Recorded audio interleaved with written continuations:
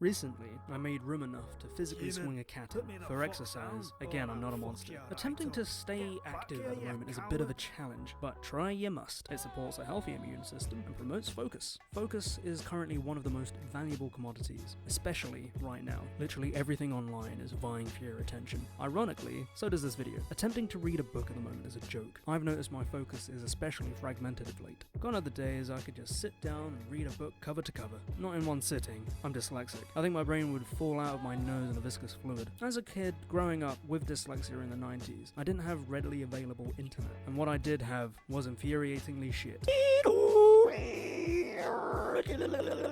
I tried twice as hard to get to the halfway point, which, more often than not, was the finishing line for me. I'm not bitter, I just hate the current climate of the education system and everything that stands in the way of positive evolution. Perhaps I might be slightly bitter, but the point I wanted to make was, I've tried too hard to get to the point where people are surprised that I'm dyslexic, to let my progress get left by the wayside because of the current fragmented attention spans that are propagated by corporations and their connected marketing teams. Something I've been trying to do to resurrect my attention span. The active word, as always, is trying, is meditation. If reading a book is hard, then meditation is Cirque du Soleil. Though, that's the point, weirdly enough. The saying, shoot for the stars, land on the moon, comes to mind. Like exercise, it flexes the mental muscles. Focus is a finite commodity that you have as an internal resource. Meditation, done on the regular, makes the reservoir deeper. Honestly though, it's hard. When you meditate, it becomes a dialogue between your id and superego, while your ego cries in the corner waiting for the shouting to stop. Whoa. What just happened? I'm trying to meditate. Can you be quiet for a bit? What even is meditation? It's where you actively think of nothing. Sounds pointless. We could play games instead. Later. Just give me a few moments. Meditation is hard enough. But this is boring. Stop. You're like a child, but worse because I can't hit you. I'm not even doing nothing. Ignoring you.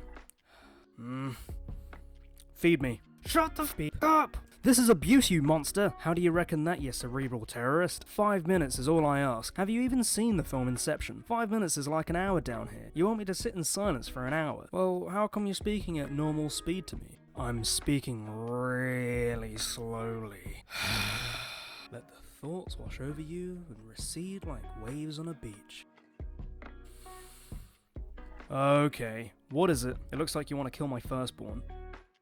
Tides come from the gravitational pull of the moon. Isn't that crazy when you think about it? It actually is. But please, take a break.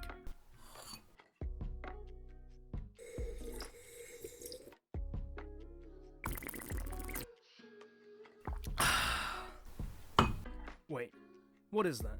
Is that wine? Stop drinking wine. It's the morning. It's not even mine. It's your mind. I can't help it if you feel like day drinking. Okay, just breathe. Just breathe. Just breathe. What did I just say? Actually, you said wine. This is whiskey without the E. Stop drinking alcohol in my brain. I'm driving later. I've got things to do. I already had this in my pocket.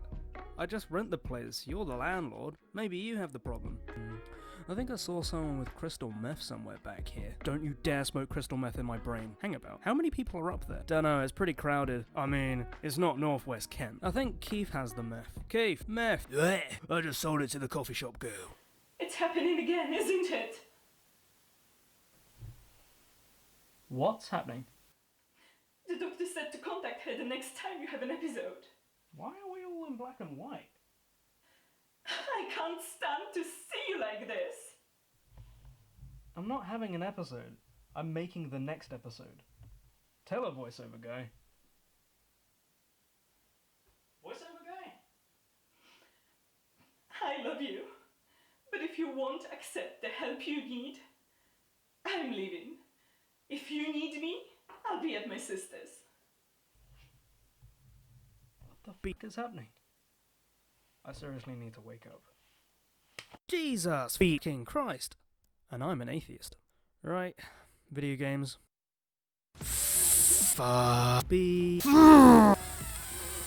Beep. Beep beep.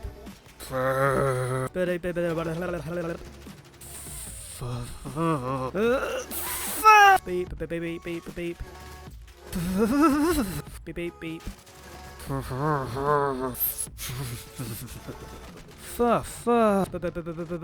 Beep. Beep. Food is what I need. Food is what I need. Recently, I've been eating more healthily. It helps with the motivation to do so when clothes start to not fit you. But that being said, cooking is like meditation to me, as is rock climbing, but all the gyms are closed and the nearest crags are an hour or so away. Let's not dwell on that too much. I'm already a little emotional due to my apparent psychotic breakdown I just had, focusing on a sole goal to refuel your bugle.